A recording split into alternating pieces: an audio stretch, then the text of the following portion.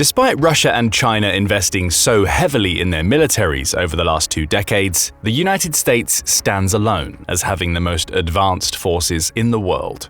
And nowhere is that truer than with the US Air Force. Of America's 5 major armed forces branches, the Air Force consistently receives the most money every year.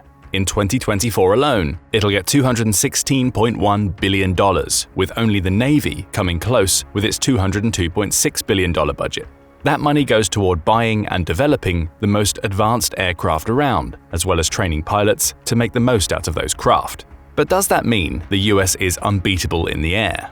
That's the question we aim to answer in this video, as we stack America's Air Force against its Russian and Chinese equivalents. In a straight fight, with no other armed forces branches involved, who would come out on top? We'll start with the raw numbers. Every year, Global Firepower, or GFP, creates a new annual review in which it analyzes the militaries of 145 countries to come up with rankings for their overall strength. The US, Russia, and China rank at numbers 1, 2, and 3 respectively, with all 3 having impressive air forces in terms of sheer number of assets. Starting with the United States, GFP says that it has a staggering 13,209 aircraft in its stock, though only 9,907 of those craft are combat-ready. It has 1,854 fighters to go along with 896 attack types. Plus, it's unparalleled when it comes to the number of fixed-wing transports it has, an enormous 957 craft dedicated to moving troops around. Switching the focus to helicopters, the US has 5,737 military choppers, with a further 1,000 dedicated to attack. Throw in 695 special mission planes, and the picture is clear. The United States ranks number 1 across the board for its sheer number of aerial assets. And it doesn't end there. As well as having the largest aerial fleet in the world, the US does a better job of transporting its planes around the world than any other country. GFP says that it has 11 aircraft carriers and 9 helicopter carriers, with each being capable of holding dozens of aerial assets that can be sailed almost anywhere. For the US, achieving aerial dominance isn't just about having the most planes and choppers, it's about ensuring those assets can get to where they need to go so the country can make the most out of them. But what about Russia? GFP says its air force is around a third of the size of America's, with the country having 4,255 aircraft in stock, of which 2,766 are combat-ready. The US beats it by over 1,000 when it comes to fighters, with Russia also having around 170 fewer attack-type planes. It has half the number of transports and about a quarter the number of helicopters, with Russia essentially losing out by a substantial margin in practically every category. Add a lack of transport options, it only has 1 aircraft carrier and no helicopter carriers, and Russia's air force is less capable than America's when it comes to responding to issues further afield. China doesn't fare much better. It has even fewer aircraft than Russia, with 3,304 in stock, of which 2,478 are combat-ready. It's doing a better job of building fighters though, with the 1,207 it has coming a little closer to the US total and its 1,854. But it has far fewer transports, helicopters, and special mission craft. Plus, like Russia, it underestimates the importance of being able to transport its aircraft around the world. China only has 2 aircraft carriers and 3 helicopter carriers. So it's clear that the US can beat either Russia or China when it comes to pure numbers. But what's most interesting about GFP stats is that Russia and China combined still don't quite match up to the might of the US Air Force. The 7,559 aircraft the 2 countries have in stock is still more than 2,000 fewer than the United States has, with the US also handily winning in terms of being able to transport its planes around the world thanks to having 11 aircraft carriers to Russia's and China's combined 3. What does all this tell us right off the bat? In a war that sees the United States transporting troops to Russia or China, it will be able to provide far better support to those troops thanks to its aircraft carriers. It also wouldn't have to worry about losing the numbers game. It has either triple or quadruple the number of aircraft at its disposal, depending on if it's fighting Russia or China, as well as a powerful navy capable of protecting its carriers in the water. It's not looking good for Russia or China so far. However, the true measure of an air force's strength doesn't solely lie in the number of aircraft it has. Quality is also important, so let's stack some of America's most important planes up against their closest Russian and Chinese equivalents. We start with what may be the most famous American fighter of all, the F-16. There's a good reason why Ukraine has been so desperate to build a stockpile of these multi-role fighters to help it fight its war against Russia. The planes are capable of flying for up to 500 miles without needing to refuel and can carry a pair of 2,000-pound bombs, along with 2 AIM-9 and 2 AIM-120 missiles. They have a 50,000-foot ceiling and are capable of reaching Mach 2 speeds, meaning their top speed of 1,500 miles per hour doubles the speed of sound.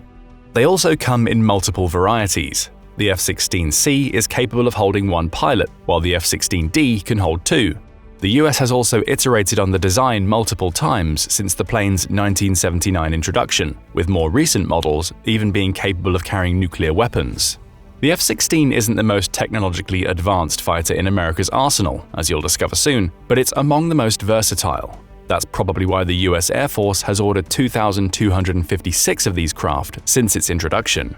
So what are Russia and China's closest equivalent to the F-16? For Russia, the answer is probably the MiG-29. Taking its maiden flight 2 years before the F-16's introduction, though it wasn't brought into active military service until 1983, the MiG-29 can carry 2 R-27 medium-range missiles, along with 6 R-60 and R-73 short-range missiles. It's also capable of carrying heavier bombs, with Air Force Technology News stating it can hold up to 6,613 pounds of bombs. So that would make it stronger than the F-16, right? Not necessarily. Though the MiG-29 brings more firepower to the aerial party, its heavier weight and engines lend it some disadvantages. In a straight race, the F-16 has a 200-knot speed advantage, though the MiG-29 counters that with exceptional maneuverability that could help it track the F-16 in a slow-speed fight. However, the days of dogfighting, though not over, aren't what they were in the 1980s. According to the Eurasian Times, the F-16's radar systems make it much better at providing a situational picture to its pilot, allowing it to see the enemy first and shoot them down before ever engaging in a dogfight. Plus, the MiG-29's strong engines means it consumes fuel faster, so it can stay in the sky as long as the F-16. Add to that Russia only having around 600 MiG-29s in stock, they have lost some in Ukraine, and the F-16 appears to be the winner. Does China fare much better? Its closest equivalent to the F-16 is the J-10 Vigorious Dragon, a multi-role tactical fighter that entered service in 2005. It's available in single and double-seat configurations, just like the F-16. Also like the F-16, the J-10 can reach speeds of Mach 2, as well as having exceptional range. It can stay in the air for 1,150 nautical miles before it needs to refuel. On the surface, that would make the J-10 appear to be an even match for the F-16. However, that may not be the case. The F-16 hasn't stayed stagnant since its introduction in the late 1970s. The US Air Force has improved it several times over, including equipping the plane with new generations of radar, sensors, and weapon technology. There's even a specific project dedicated to these upgrades, the Service Life Extension Plan, or SLEP. Thanks to the SLEP, the F-16 will be flyable until at least the 2040s, with the newer and upgraded versions of these multi-role fighters being equipped with technology that is used in the F-35.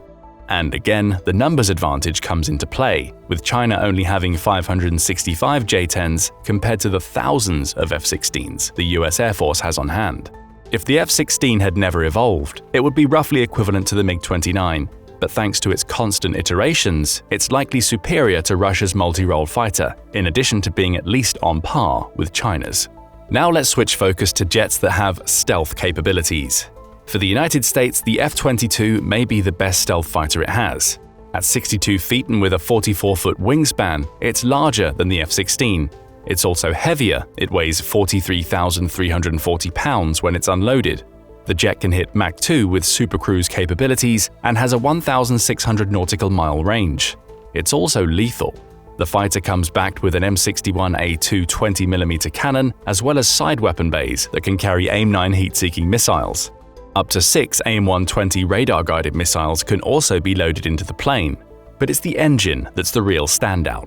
According to the US Air Force's official website, the F-22's engines create more thrust than any other fighter plane, which is key to allowing it to cruise at speeds of Mach 1.5 without engaging afterburners.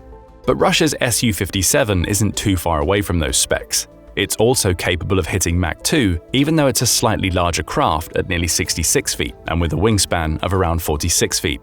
The problem is that the Su-57 has experienced several production problems.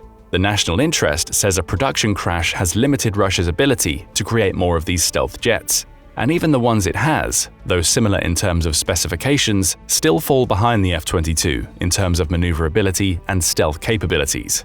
It's also telling that the Su-57 hasn't been used regularly in Russia's war with Ukraine, despite Moscow claiming that it's the world's best combat aircraft. So there's an unanswered question here. Does the Su-57 live up to Russia's hype? We don't have answers yet, meaning it's up to China to try and take the F-22's crown as the world's foremost stealth fighter. But as with the Su-57, we only have Chinese claims of superiority to go on rather than real-world data. We do know that the J-20 appears larger than the F-22, at least according to Warrior Maven. However, its fuselage is almost a direct match. It has a two-engine exhaust and a similar curved body to the F-22. But it doesn't have the supercruise capabilities that make the F-22 stand out, which means it doesn't come close in terms of stealth operations. After all, the F-22 can fly at Mach 1.5 without engaging afterburners that give its position away. As far as we know, the J-20 can't. China claims that the J-20 is faster at least, stating that it can reach speeds of Mach 2.55. However, these claims are unverified, and given that the US uses the F-22 as an aerial quarterback that dictates and controls operations, the faster top speed may not mean much operationally. So it looks like the United States can chalk up another win in the technology column. Now let's look at a fighter that's part of the US Air Force's future, the F-35. America's newest fifth-generation fighter, the F-35, will eventually replace the F-16 as the country's go-to multi-role jet. But that replacement is going to be a long time coming. For now, we know that the jet can hit a top speed of Mach 1.6 and can fly for 1,200 nautical miles using internal fuel alone. It's also one of the few planes in America's arsenal that wasn't developed solely by the United States. 8 other countries, including the UK, Netherlands, Canada, Denmark, Turkey, Italy, Australia, and Norway, have also contributed to the design, making the F-35 an icon of international cooperation. It also packs a lot of advanced technology. That's seen in the helmet-mounted display system, which provides targeting information and combat intelligence to the pilots as they fly. It's no wonder that the Department of Defense plans to field 2,500 F-35s at a cost exceeding $1.7 trillion during its life cycle. It already has about 450 in the field. As for Russia and China, they bring the Su-35 and the J-35 to the aerial theater, though the comparisons aren't perfect. For instance, the F-35 is designed to be a stealth fighter, while the Su-35 is stronger as a straight fighter. But as we mentioned earlier, that could play in the F-35's favor. Pilots are increasingly moving away from dogfighting in favor of a see first then shoot approach to aerial combat. So an F-35 is unlikely to engage an Su-35 one-on-one unless forced to do so. It's far more likely, the Eurasian Times points out, to attack before the Su-35 knows it's there, or try to escape it if it risks being forced into a dogfight. As for the J-35, also known as the Shenyang FC-31, there's very little known about China's fighter. Though it's rumored to now be deployed on the country's aircraft carriers, it's so new to combat that it's difficult to truly compare how it stacks up to the F-35. However, the national interest provides some snippets of information, with the most interesting being that China is apparently intending to sell the J-35 to countries that find the F-35 to be too expensive. That would suggest the J-35 doesn't pack the same technological muscle as its American rival, though it's no slouch. It has a wing-fold mechanism and uses a catapult launch bar, as well as being capable of taking off from an aircraft carrier. But beyond that, there's not a lot of information. American officials believe the J-35 will likely be capable of taking on and defeating fourth-generation fighters like the F-16, but when stacked up against the F-22 or F-35, it may come out on the short end. One thing from the comparison is clear. Though China and Russia have fifth-generation fighters of their own, the F-35 is the only one with proven combat capability so far. Most of what we know about the J-35 is rumor, with the Su-35 appearing to have been designed for a form of air combat that is quickly losing steam in terms of its strategic use. So far, we've restricted our focus to fighter jets. Though they're the most glamorous aircraft in an air force's arsenal, they're far from the only ones that matter. Bombers are also extremely important, particularly for supporting ground troops, or in worse cases, dropping nuclear weapons on an enemy. That's where the B-2 Spirit comes into play for the United States. A multi-role bomber that's capable of dropping both conventional and nuclear bombs, the B-2 has been operating since April 1997. It's a behemoth of a plane, weighing 160,000 pounds when empty, but capable of taking off at a maximum weight of 336,500 pounds. It can carry a 40,000-pound payload and reach high subsonic speeds. As for the range, the US Air Force website offers just one word: intercontinental. Russia doesn't currently have anything that truly compares to the B-2 Spirit. Its Su-34 fallback is a combined fighter-bomber that's able to carry out bombing runs over medium range. But it's nowhere near as large as the B-2 Spirit, meaning it can't carry the same weight of payload. Plus, it can't fly as far. That may be why the US Air Force doesn't really have a direct equivalent, with the F-15 and F-111 offering the closest comparisons, as it has no real need for it. Other than that, the Tu-160 is Russia's closest equivalent to the B-2. It entered production in the 1970s, though didn't see service until 1987. And even then, Russia restricted it to very limited production runs that have made it a near non-factor in its air force. It's difficult to see why, especially as the Tu-160 is faster than the B-2, but it's likely due to high production costs combined with a lack of utility. So, though the Tu-160 can hit 1,380 miles per hour compared to the B-2's 630, as well as having similar stealth capabilities, the fact that Russia only has 20 in its arsenal suggests that it doesn't even see a point in competing with the US with this plane. As for China, its closest equivalent to the B-2 is the Zhan H-6, and frankly the United States easily wins this comparison as well. The H-6 doesn't have the B-2's stealth capabilities and only has about half the range, about 3,720 miles compared to the B-2's 6,900. It is a little faster though, and only requires half the crew. However, that's because it's a much narrower bomber, which puts limits on its potential payload. It could still do a decent job if China were able to fly it over the US mainland, though that's unlikely because the lack of stealth means the US Air Force would see it and shoot it out of the sky before it had a chance to drop its bombs.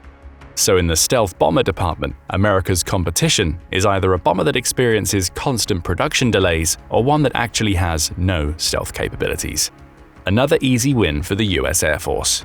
And so we come to the final American aircraft that's worth noting for this comparison: the B-21 Raider. We're turning our attention to the future here, as the B-21 is still in development, with the US Air Force expecting it to enter operation at some point during the mid-2020s. A double-penetrating stealth bomber, the plane can carry both nuclear and conventional munitions, and will join the upcoming B-52 to become part of the backbone of America's aerial bombing sector. Think of it more as an efficiently designed version of the B-2. Aviation Week points out that there's a clear resemblance between the two planes, though the B-21's 132-foot wingspan makes it the smaller of the two. It's also far lighter. Its empty weight is about half of the B-2's. Despite that, it has a huge weapons bay and will be capable of reaching speeds of Mach 0.8 when in the air. Russia's closest equivalent, the PAC-DA, is also still in development. It can reach subsonic speeds topping out at around 559 miles per hour, with a service ceiling believed to be around 78,000 feet. It's also anticipated to enter operations at some point in the 2020s, though there's far less information available about it than for the B-21. It also doesn't appear to be capable of dropping nuclear weapons, with its focus being on X-45 air-to-surface missiles, anti-ship missiles, and precision bombs. However, that may change in the future. The bomber is still under development, and its specs may evolve over time. As for China, it's currently working on the H-20. However, Warrior Maven highlights an immediate issue that China might have with this bomber. It's designed as a B-2 copycat, rather than a plane that's capable of taking on the B-21. Still, you could argue that the B-21 itself is a copycat, given that it shares so much of its design with the B-2. Plus, the H-20 should give China an intercontinental range, as well as offer it the ability to drop nuclear weapons on overseas targets. Its range is lower than the B-2's. The H-20 can travel for 5,280 miles, which could mean it would end up being far behind the B-21 when the craft is finally properly introduced. However, the Pentagon also suggests China is working to turn it into a refuelable bomber, which could put it beyond the B-2's range capabilities. As with the F-35 comparisons, we're now veering into speculation. For now, the US seems to have the superior upcoming bomber, though that may be simply because we know more about the B-21 than we do about the H-20 or PAC-DA. What's clear at this point is that Russia and China are still playing catch-up with the US Air Force. That's a game it can't hope to win. As they develop new planes that mimic what America has, the US will be hard at work creating new assets for its Air Force that beat out those Russian and Chinese craft. That brings us to 5 words that hint at the likelihood that the US will dominate China and Russia in the air for years to come. Next Generation Air Dominance Program, or NGAD. Instituted in 2014, NGAD is a top-secret program that's believed to have seen around $16 billion in investment so far and will likely receive billions more in coming years. The program focuses on the development of a 6th-generation fighter even before the US has properly implemented its 5th-generation jets, and it's interesting to see how America is looking to completely change the entire concept behind aerial combat with this plane. Air Force Technology says that NGAD will result in the development of a new fighter, though that isn't the real headline. What's most important is that the fighter will be part of a family of systems that will include several other manned aircraft along with unmanned aerial vehicles that can act as the upcoming jet's wingmen. The idea is to move away from the single-platform focus the US Air Force has followed in aircraft design in the past. Instead, its newest fighter will actually be an entire interconnected system of aerial assets that work in tandem to establish aerial dominance. Little is known beyond that, other than each NGAD fighter will cost an estimated $300 million to produce, and that the Unmanned Collaborative Combat Aircraft, or CCAs, will fly with the NGAD and seamlessly receive instructions from the NGAD's pilot to do whatever they need them to do. In essence, one pilot will be flying multiple aircraft at once, allowing them to attack with a force of several. As for those CCAs, it's believed that they will carry a multitude of sensors, along with electronic warfare weaponry and a host of munitions to support the main fighter jet controlling them. That makes them multi-role. They can shoot, sense, jam, and even perhaps act as diversions to pull enemy missiles away from a manned fighter. Again, we see America's technological dominance coming into play. While Russia and China are still trying to play catch-up, both in terms of sheer numbers and the quality of their craft, the US is moving into a 6th generation of aerial warfare that promises to be paradigm-shifting. And we're not done. After all, a plane or helicopter is only as good as its pilot, so our final area for examination lies in what makes a pilot: their training. For an American pilot who wishes to fly a fighter jet, that training takes several years. Before they can even apply for fighter school, they must earn a bachelor's degree and join the Air Force, a process that can take over 3 years. Once in the Air Force, the prospective pilot must meet several criteria, including demonstrating a solid understanding of flight theory and completing the United States Air Force undergraduate pilot training program. And they're still not done. From there, the pilot has to become an officer with 3 options available: Air Force Academy, Officer Training School, and Air Force Reserve Officer Training Corps. They'll also need to pass a single-scope background investigation, meaning those with criminal histories may not be able to join. Plus, there are age and height requirements. The pilot must be between the ages of 18 and 33 when they start their training, with their height having to align with the jet they want to pilot before they can start. It's an intensive training program. And it all has to be completed before the pilot can even be considered to fly out on operations. Russian flight training is similarly intensive. While there's little information available about the prior qualifications a prospective Russian pilot needs, we know that they'll study for 5 years at Krasnodar Higher Military Aviation School of Pilots, or KVAL. The first 2 years of training at KVAL focus on theory, with the pilot not even getting to climb into a jet until their 3rd year. During the final 3 years of training, they'll fly multiple jets, including the Yak-130, L-410, and AN-26, logging around 120 hours in the air before they're considered for the field. As for China, it reportedly accelerated its pilot training program in 2022. Previously, a China pilot would spend between 4 and 6 years in training before they took to the skies for missions. However, the Eurasian Times reports that the country's new program, operated at the Shizhuang Flight Academy, sees pilots training in a J-10 fighter for 3 years. Is that enough? Both the Russian and American training programs take around 5 years, accounting for studying for a relevant bachelor's degree for the American program. So a Chinese pilot may log fewer hours in their jet during training than a US or Russian equivalent, though China's training programs are so secretive that it's difficult to tell. Either way, it's clear that the US has a very strict program that is at least equal, if not superior, to the programs that Russia and China operate. So the US comes out on top in every category. Its air force is substantially larger than Russia's or China's and is even larger than the combined forces of both countries, and it has better planes. Its pilots undergo extensive training, ensuring they're prepared for anything they'll encounter in the air and understand their flight systems inside and out. Plus, the US is ahead of the technological curve. Its NGAD program is moving into the 6th generation of fighters, while Russia and China are still focused on the 5th. Combine all of that and you reach a simple conclusion. Russia and China don't stand a chance of beating the US Air Force. But what do you think? Does the United States truly reign supreme in the skies due to all of the points highlighted in this video? Or do you think a battle for aerial supremacy with Russia or China would be so complicated and location-dependent that it's difficult to tell who would come out on top without it actually happening? Tell us what you think in the comments below, and thank you for watching the video. Now go and check out why the F-22 replacement terrifies China, or click this other video instead.